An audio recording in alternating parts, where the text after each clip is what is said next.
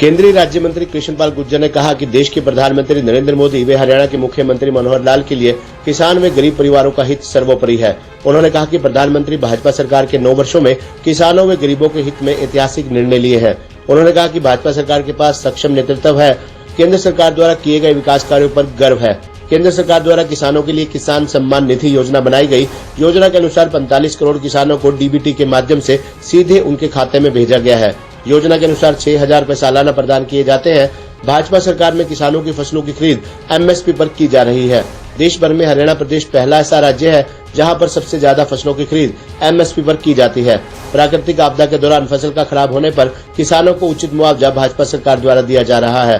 पिछली सरकारों में प्राकृतिक आपदा के दौरान 50% फसल खराब होने पर मुआवजा प्रदान करने का प्रावधान था, लेकिन मोदी सरकार ने उसे घटाकर 33% कर दिया है। उन्होंने कहा कि भाजपा सरकार किसान हितैषी सरकार है। सरकार किसानों के जीवन में बदलाव लाने के लिए कार्य कर रही है। केंद्रीय राज्य मंत्री ने कहा कि जो डीएपी पहले 1200 रुपए में मिलता था, वर्ष 2014 के बाद आज भी डीएपी का रेट केंद्र सरकार ने नहीं बढ़ाए हैं, क्योंकि 14,000 करोड़ रुपए की सब्सिडी सरकार ने जमा कर रखी है, जिससे डीएपी के रेट नहीं बढ़ाए गए हैं। उन्होंने बताया कि देश के प्रधानमंत्री नरेंद्र मोदी के प्रधानमंत्री बनने से पहले कृषि का बजट 25,000 करोड़ रुपए होता था, जिसे देश के प्रधानमंत्री ने बढ़ाकर 1,38,000 करोड़ रुपए किया है। उन्होंने कहा कि आज बिना किसान की मर्जी के किसी भी जमीन को अक्वायर नहीं किया जा सकता।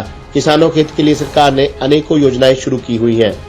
11 करोड़ से अधिक किसानों को 2,68,000 से करोड़ से ज्यादा पैसा डीबीटी के माध्यम से किसानों के खाते में भेजा गया। 6,000 रुपए साल, हर 4 महीने में 2,000 रुपए। कहीं किसान को जाना नहीं पड़ता। अब 4 राज्य सरकार देती है, अब 10,000 हो गया।